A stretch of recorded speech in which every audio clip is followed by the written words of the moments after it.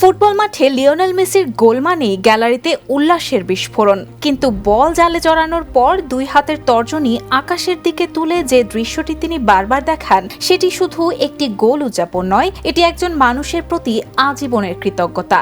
কিন্তু কে সে, যাকে লিওনেল মেসির মতো জাদুকর কখনোই ভুলে যান না? সেই মানুষটি হলেন লিওনেল মেসির নানি সেলিয়া অলিভেরা কুচ্চিত। তিনি ছোট্ট লিওর ভেতরে বিশ্বজয়ী প্রতিভা সবার আগে দেখেছিলেন নানি।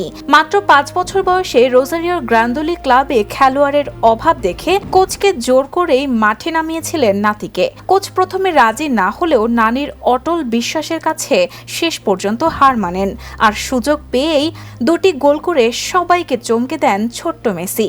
সেদিনই যেন শুরু হয় এক কিংবদন্তির মহাযাত্রা।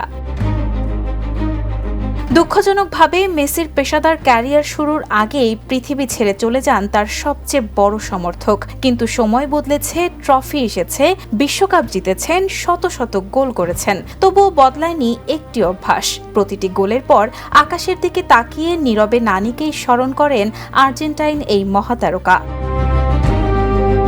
হাজারো রেকর্ডের মালিক মেসির সবচেয়ে সুন্দর অ্যাসিস্ট হয়তো কোনো সতীর্থের নয়, সেটি এসেছিল এক নানির অটুট বিশ্বাস থেকে। আর তাই আজও আকাশের দিকে তোলা সেই 2 তর্জনী যেন বলে দেয়, কিংবদন্তির জন্ম হয় প্রতিভায়, কিন্তু তাকে গড়ে তোলে নিঃস্বার্থ ভালোবাসারা।